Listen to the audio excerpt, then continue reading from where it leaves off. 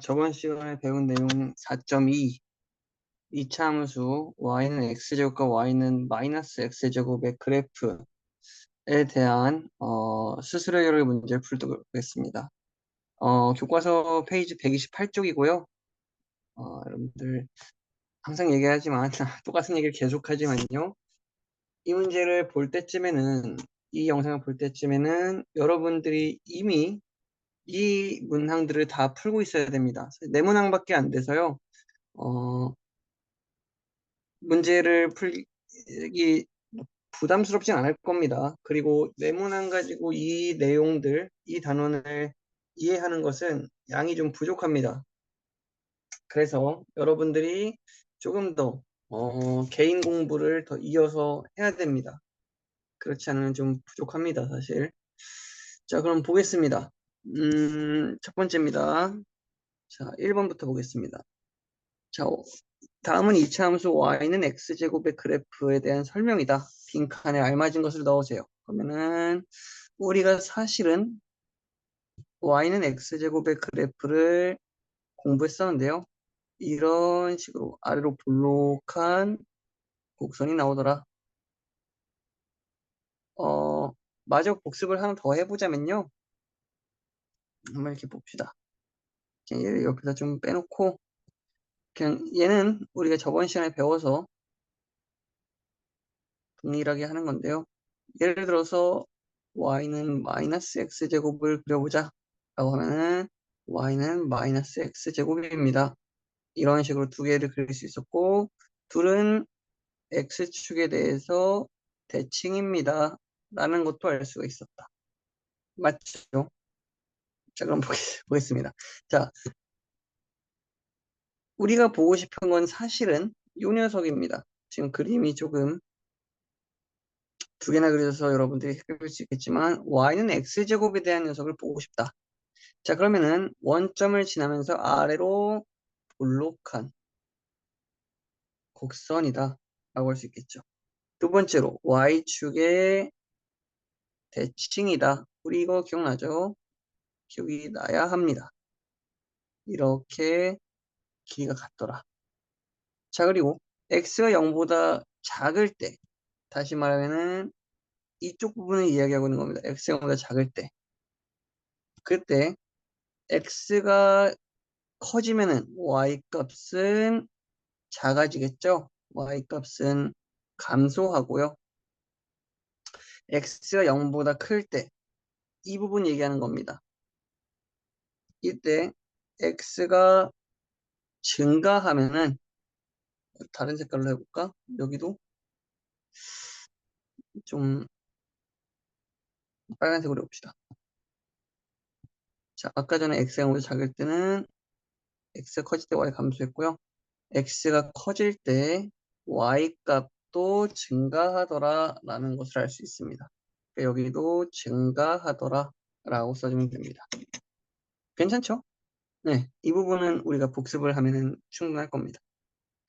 자, 2번. 자, x값이 1, 2, 3일 때 y값을 차례로 구하세요. 자, x가 1일 때, 여기서 써볼까요? x가 1일 때 y는 1의 제곱이니까 1이겠네. x가 2일 때 y는 x의 제곱이라고 했잖아. 2의 제곱입니다. 그래서 4가 되겠다. x가 3일 때는요. y는 3의 제곱이네요. 9가 되겠다. 그러니까 1, 4, 9 이런 식으로 차례대로 구하면 되겠죠. 1, 4, 9 이런 식으로. 자, x가 마이너스 1, 마이너스 2, 마이너스 3일 때 y 값을 차례대로 구하세요. x가 마이너스 1일 때 y는 마이너스 1의 제곱이어서요. 1. x가 마이너스 2일 때 y는 마이너스 2의 제곱이어서요. 그죠? 4. 그 영상 못 알아도 대답하면서 하세요. 집에서. 자, 그리고 x가 마이너스 3일 때 y는 마이너스 3의 제곱이라서요. 9. 이런 식으로. 1, 4, 9. 앞에 거랑 똑같이 나왔는데요. 우연의 일치인가요? 아니죠. 우연의 일치가 아니에요. 우리가 알다시피 대칭인 거 배웠잖아요. 2번 그림 여기다 좀 그리겠습니다. x, y. 그림을 많이 그려봐요. 이렇게 예를 들어서 y는 x제곱이란 게 있더라. 자, 그때 여기 1, 여기 마이너스 1. 같네? 그러면은 y 값도 똑같아야겠지. 왜? y축이 대칭이니까. 그죠. 그러니까 1 마이너스 1, 2 마이너스 2, 3 마이너스 3 같은 y 값이 똑같을 수밖에 없다. 라는 겁니다. 이 문제는 그렇게 좀 이해를 하는 게 좋아요. 단순히 답만 구하면서 하는 거는 뭐 우리가 공부한 입장이니까.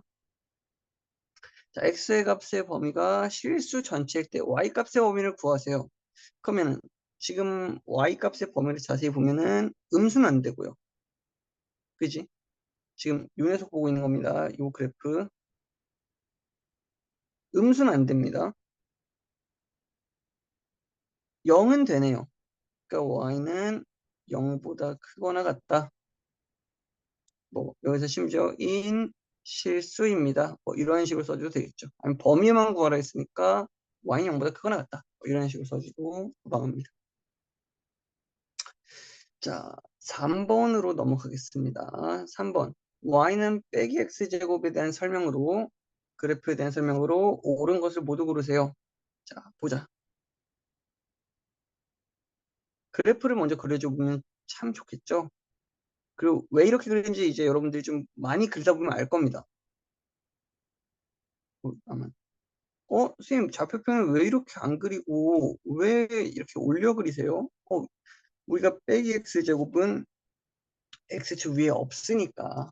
그러니까 이렇게 좀 편의상 그리는 겁니다. 어차피 위에 안 그릴 거잖아. 그치? 이거 이렇게 한 다음에 이렇게 하면 위에는 안 그릴 건데. 그래서 이렇게 좀 편의상 그렸습니다. 자, 기억을 보자. x축과 한 점에서 만납니다. 실제로 그렇네요. 한 점에서 만나네요. 그러니까 기억은 맞습니다. 니은 아래로 볼록하다. 얘는 지금 보니까 위로 볼록하네요. 얘는 아닙니다. 우리는 위로 볼록한데요 라고 얘기할 수 있겠지. 3번 X축에 대해 대칭이다. 아니죠. 조심해야 되죠. 이게 좀 순간 헷갈릴 수 있는데요. 이 Y축에 대해 대칭입니다. 4번 제3사분면과 제4사분면을 지난다. 까먹었나요? 우리 1사분면, 2사분면, 3사분면, 4사분면 반시계 방향으로 돌면서 1, 2, 3, 4를 배웠었잖아요. 그러면 1, 아우 헷갈릴 뻔했네요. 1, 2, 3, 4. 3, 4분면과 4, 4분면을 지나네.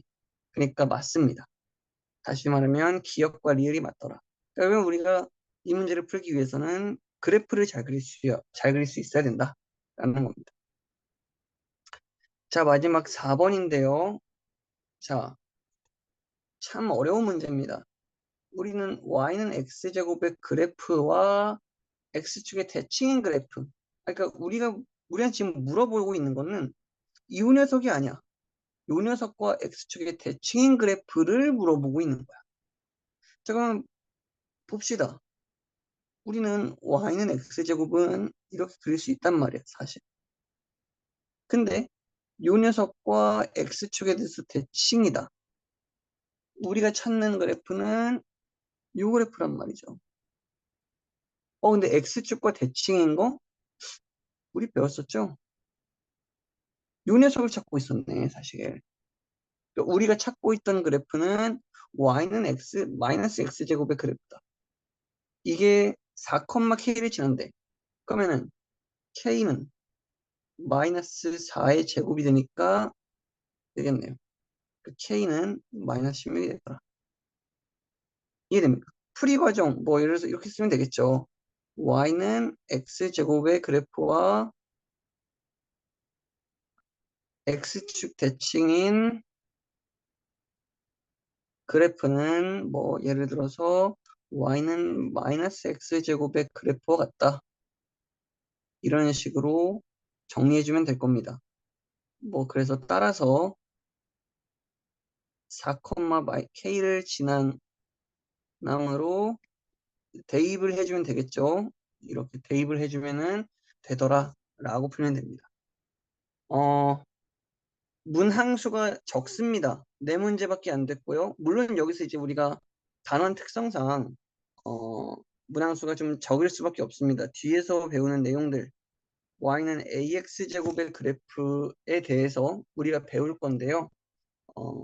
이 부분을 배우면은 물어볼 수 있는 게 더 많아져서 적을 수밖에 없지만 그래도 교과서 문제 가지고는 문항이 좀 부족합니다. 그래서 만약에 내가 수학을 좀 어려워한다 라고 하면은 좀 더 많은 문항을 풀어볼 것을 추천합니다. 교과서도 좋고요. 프린트 그리고 개인적인 자습서들 문제집을 푸는 게 좋고요. 다음 시간에 배울 내용을 간단하게 좀 이야기하자면 사실 우리는 이미 이거를 어떻게 보면 배웠습니다. 단 A가 1일 때랑 A가 마이너스 1일 때만 배운 거야. X제곱과 마이너스 X제곱 배웠습니다. 그러니까 더 일반적인 상황에 대해서 그래프를 어떻게 다룰 수 있을까? 이것을 배운다는 뜻입니다. 그러니까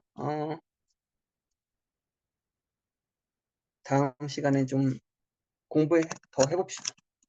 고생 많았고요. 다음 시간에 봅시다.